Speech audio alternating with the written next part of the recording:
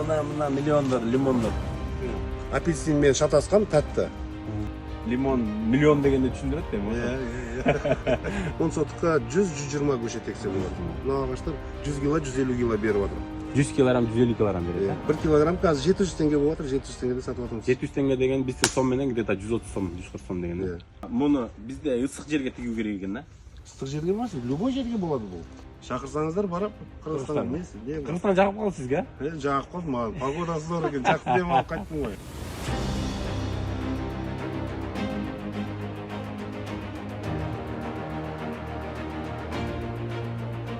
Кыргызстандын жери жакшы экен. Жері Абасы жакшы экен деп. Құнарлы, жері құнарлы, ауа райы да как раз негізі лимонға келеді, ауа райы бар ғой. Пайдасы, прибыли жакшы. Прибыль жақсы. Расход минимальный ғой. Рабочий сила. Адам только терген кезде еркек шақ, ұрғаш шақ и ортанауда дейді өзбектер. Ортанауда 3 шақ болады да, соны білу керек та, қайсысын кесу керек. Бұл жаңа сендер сияқты алмаларың сияқты емес, бұны кесу сәл басқаша болады. Қайерінен көрсө отам. Малдыкымды көтөрүп көрөсүң, муну кантесиң? Міне, еркек шақ міне. Еркек шақ. Көчөт бар? Көшет бар. Міне көшет, мына енді бұл былтыр көшеттер, ар жақта 2 жылдық көшеттер бар. Лимон өстүрөм деген жакшы проектлерди жасайбыз деген кыргыздар болсо, биздин каналда номерлерибиз бар. Жылдыз Турсун дегенге кайрылсаңар. Салам алейкум. Биздин катталуучулар, дыйкандар. Бүгүн биз Казакстандабыз. Сарыагаш, Чимкенттин Сарыагаш деген районундабыз. Бүгүн бул жака тойго келгенбиз, досубуз той кылып, бул той кылып. Анан кийин бул жерден лимон теплица көрүп калып, силерге бир сыйра маалымат берип кетейин деп атайын келдик. Ошол менин досумун Тайкезинин теплицасы экен. Биле, көрсөтөйүн.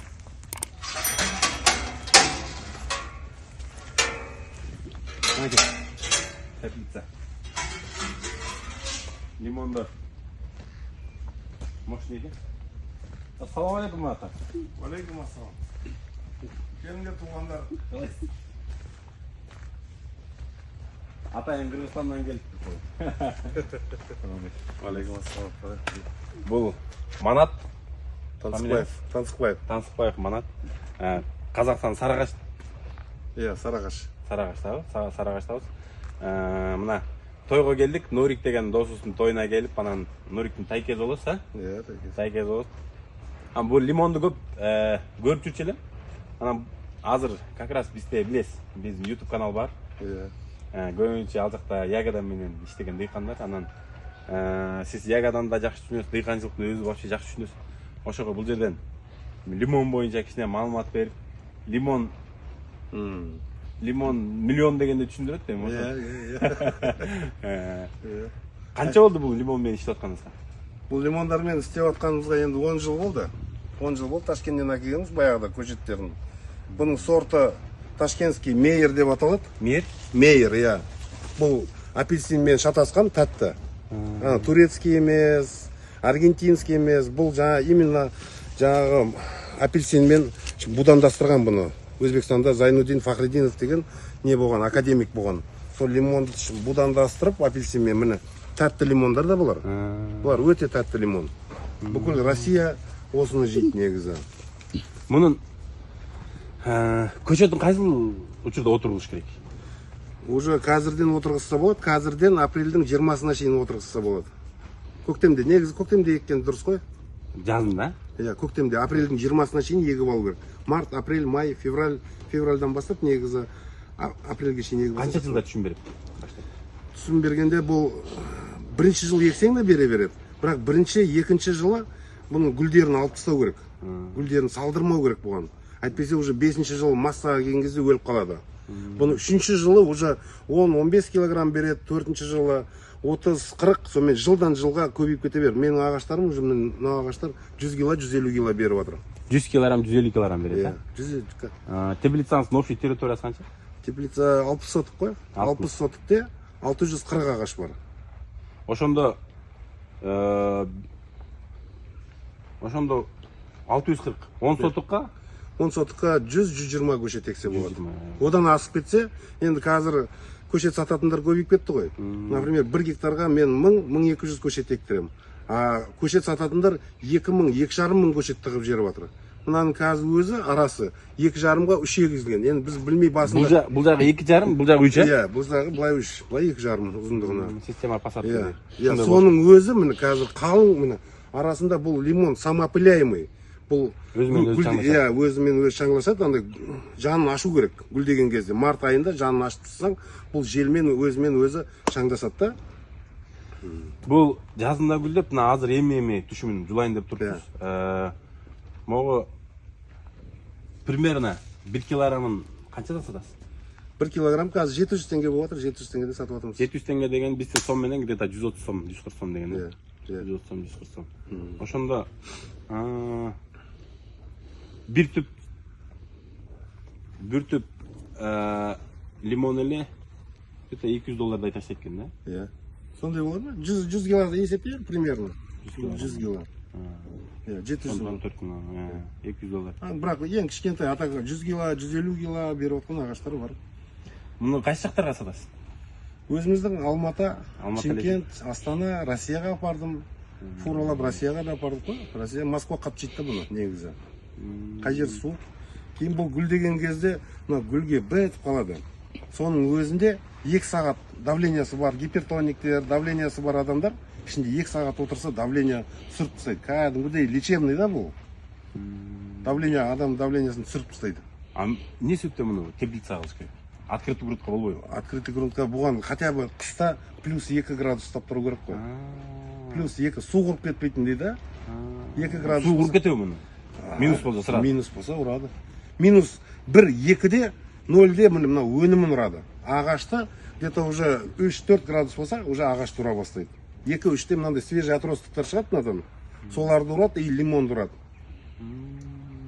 Ошондо бұны қышында ачык қалып тұрғанмазда -4 болып тұрғанмазда ағашы полный жарбай қалады. -11 болса тамырын ұрса болды. -11-де тамыры кетеді. Уже жер мұздайды ғой. Сол кезде ағаш кетеді. Негізі плюсовой, хотя бы 2 градус ұстап отырса. Енді сендерде Қырғызстанда таулы аймақ, қар көп жауады. Сендерде жерді қазып траншейный істесе, уже отопление аз кетеді. Отопление можно істетпесе де болады да. Менде жердің бетінде отопление бар. А Қырғызстанда жерді қазып траншейнаны Өзбекстандағыдай істесе, отопление керек емес да. Анда азыр сіз мұны түшімен алғаннан кейін, мұны қышы менен отопление менен сақтап шығасыз ба? Иә. Мен бізде енді Сарыағаш жылы ғой, мен қысымен бір қыста мен 90 күн болса, мен көп болса 10 күн, 15 күн жағамын. Қалған күн жағылбай. Қалған күн жылы ғой. Іші плюсовой болып тұр. Іші плюсовой болса болды. 0 градус, 1 градус. Мына шақтың өзінде, шақтың өзінде қанша килограмм? Мына миллиондар, лимондар. Міне бір шақтың өзінде қанша килограмм? Әлі көгеріп тұрған, көк әлі көрінбей жатыр. Көк шілдеді. Бір шақтың өзінде қанша лимон? Бұған расход, жаңағы жердің астына егер істесе, уже расход болмайды. Көмір жақпайсың. Удобрение, гөң, только малдың гөңі. Сиырды, қойдыкі, жылқыныкі, аттыкі болмайды. Только гөң, жейтін тамағы гөң. Жылына бір рет. Мына қазір жапырақтың шеті қай жерге келді? Мына жерге келді ма, тамыры осы жерге келді да. Біз жанын қазамызда 2 носилка гөң саламыз, 1 жылға тамағы жетеді сол. Ошондо мо общий жайылып тургандай тамыры да алдында жайылабы? Иә, міне осылай мына шеті қай жерге келді, осы жерге тамыры да осы жерге келді. Бұның көзі ағаш ар жақта, бұның жанына қарай жайылады да бұл. Не себептен сіз бұл именно лимонный бизнес таңдадыңыз? Лимонный бизнес таңдағаным, мен 2008-де жаңа қияр, помидор егіп отырдым ғой. Уже қарасам теплица көбейіп кетті. Конкуренция. Мен базарға бұрын жаңағы огурцыйды апарам, жарты сағатта сатам. Бір газель жарты сағатта саттық. А уже 3-4 жылдан кейін бір газельді мен 2 күн, 3 күн сататын болдым. Содан қарасам теплица көбейіп кетті. Теплица көбейгеннен кейін уже давай на опережение елден бұрын. На опережение істейміз деп лимон ектік. Бұған түсетін аурулар шіре келеді. Шіре келеді, тля дейміз ғой енді, шіре, минирующая моль, міне мынау, минирующая моль. Жылына 2 рет дәрі шашамыз. клещ не? Клещ келеді. Жоқ, минирующая моль. Бұл көбелек келеді да, түсіп кетеді да. Мына жерге бүйтіп кейін аны құрт пайда болып, жапырақтың ішіне сызып кетеді. Художник. Этот, подожди, Витя снимает люди. Да. Сонымен сол ауруы сол. Жылына 2 рет химия шашамыз, жаңа мынау жаңа нелер зиянкестерді өлтіруге. Бол, гоң береміз, жаңа 2 рет дәрісін шашамыз и обрезка. Әңгіме обрезкада, кесуде бұда. Қалай жақсы кессек, маманы кессе, дұрыстап кессе, өнім жақсы аласың. Мұны бізде ыстық жерге тігу керек екен, да? Ыстық жерге емес, любой жерге болады бұл. Өскеменде, бізде Өскеменде ең суық жақта Шығыс Қазақстанда өсіп жатыр. Сендерде де өседі. Сендердің айтып отыр ма? Расход аз болу керек. Расход аз болу үшін жердің астын қазу керек. 2 метр қазу керек. Траншейный қылса, сонда расход аз болады. Жақпайды да сонда көмір. Бізде Ташкенттің погодасы бар райондар бар да бізде де Қазақстанда. Бізде Араван, анан кейін Шамалдысай, Нокен деген жерлер ыстық болады. Болады ол жерде, вообще тамаша болады. Енді істеймін деген адамға Бұл отопление газменен бе же көмір? көмірмен бізде. Көмірмен. Көмірмен. Көмір тоннасы қанша сізде? Бізде қазір 17 мың көмірді. 17 мың. 20 мыңмен келеді КамАЗ-памазымен. 20 мың болса где-то 3,5 мың сом болады екен бұларда. Бізде көмір дағы қымбатырақ та. Соны айтамын да. Бізде аз 4,5 мың 5 мың сом болады тонна. Сендердің Қырғызстанда жерлерің жақсы. Водородный жерлер. Мен көрдім ғой барып жерлерің. Жерлерің жақсы. Бұл манаттағы бізге барып та клубникаларды, біздің жерлерді көріп, біздің жерлерді демалып та қайтқан. Бұның жаңағы давленияға пайдасы бар екен, қақтан? Өзіміз көрдік қой, менің балаларым мынау кеседі ғой, лимондарды. Әшейін жапырағын кесіп, мынау қимылдайды ғой бәрібір. Сол кезде давлениялары 60-80 түсіп кетеді ғой, 60-80-ге түсіп кетеді. Сонымен оларға жаңағы науат шай, мед беріп, давленияларын көтеріп аламыз. Шында давлениясы бар адамдар бұл жерде не қылса жақсы өткен, да? Иә, давлениясы бар адамдарға вообще зор болады. Мына жақты көрейік.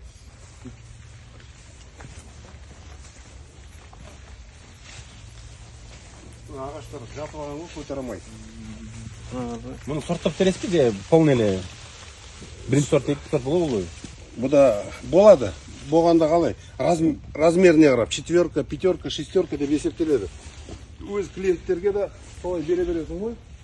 4, 5, 6. Көшеттерін егер бізде Қырғызстанда болса көшеттерін Бар ғой көшет. көшет бар? Көшет бар. Міне көшет мынау енді бұл былтырғы көшеттер. Ар жақта 2 жылдық көшеттер бар. Көшет керек болса. Көшет керек болса бізге қайырлат кесіңер.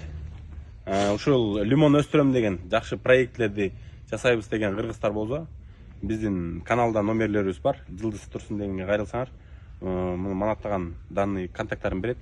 Сіз Фейсбукта да қатталғансыз? Фейсбукта да бар маған. Неде? Тансыкбаев Манат деген. Тансыкбаев Манат деген. Менің друзьям да бар. Кірсеңер көресіңер бұл. Лимондарды осы жаққа видеоға тартып жіберіп жүреді. Шақырсаңыздар барып Қырғызстанға. Қырғызстан жағып қалды сізге? Жағып қалды маған. Погодасы зор екен. Жақсы демалып қайттым ғой. Қырғызстанда 15 күн, 20 күндей жүрді? 15 күн жүрдім ғой. 15 күн жүрдім. Қырғызстанның жері жақсы екен, ауасы жақсы екен деп. Құнарлы, жері құнарлы, ауа райы да как раз негізі лимонға келеді, ауа райы бар ғой. Ыстық та емес, салқын да емес. Пайдасы, прибыли жақсы? Прибыль жақсы. Расход минимальный ғой. Рабочий сила. Адам только терген кезде. Қалған уақыт жаңа шөбін тазалап, өздері семейный істесе болады, шөбін тазаласа болды. Егер ертең бізден алып жатса, көшет шақырса, барып кесуді бәрін үйретіп береміз. Қалай кесу? Бұл әңгіме кесуде ғой. Бұна 3 шақ болады. Жаңағы еркек шақ, ұрғаш шақ и ортанауда дейді өзбектер. Ортанауда 3 шақ болады да, соны білу керек та, қайсысын кесу керек. Бұл жаңа сендер сияқты алмаларың сияқты емес. Бұны кесу сәл басқаша болады. Қайырмен көрсе отам. Малдығымды көтеріп көресің, мұны қаңғандайсың? Міне, еркек шақ міне. Еркек шақ. Міне, ең биік өсіп тез өседі. Еркек шақтар ше. Ең бірінші, олар жылына 3 метр, 4 метр өседі. Ошаларды көктемде алсаңыз? Иә, солардан көшет істесе болады, көшет істейміз. Өзінен көшет шығарып отырасың ғой, ертең келешекте. Бул мындай өтө деле жаңы технология эмес экен, мындай пленка менен эле жабылып турат. Темір пленка жаба салам. Темир пленка. Енді айтып жатырмын, Қырғызстан траншейный істеу керек, жердің астында. Сонда көмір сен жерде проблема ғой. Сәл қымбаттау не? Жок, бизде бул Сарыагачка окшогон жерлер бар бизде да. Жакшы неме, ысык болгон жерлерчи.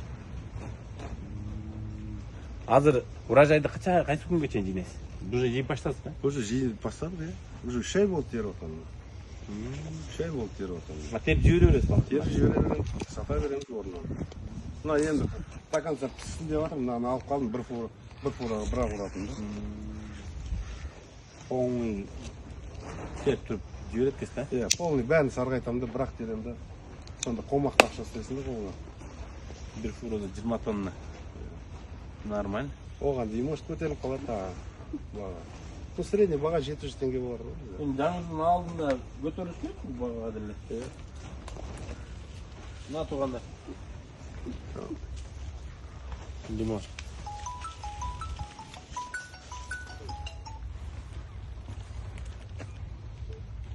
Лимонға қызыққандар болса, лимон ушундай болуп өзөткөн. Дарагы деле чоң-чоң эле болот экен булар.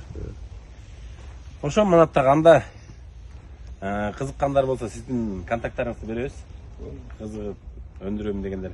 Бизде да түштүк жакта ушундай күн ысык жерлер бар. Ошол жактарга тигебиз деп калгандар болсо сиз менен байланышса, көчөттүн кыркканын, удобрениясын кантип караганын үйрөтүшүбүз керек экен. Бул эми жаңыча башкача экен. Көчөттүн багасы канча? 3000 теңгеден сатып алдым. Эсептегеле 3000 теңге. Bir sotыққа 10-12 ағаш кетеді. Bir sotыққа. 3000 теңге дегениңиз 550 сомго чейин, 530 сомго чейин болот бүрүштүгү. Көчөт ошондой. Ошондо 10 сотыққа 100 ге жетті. 100 ге жетти. 100 ге 50 000 сом экен да? 50 000 сом. 50 000 сом. Ошол өстүрүп карасаңар болот экен. Кызыккандар болсо биздин контакттан байланышып, Манат ага менен байланышсаңар болот. Рахмат, Манат ага. Жақсы.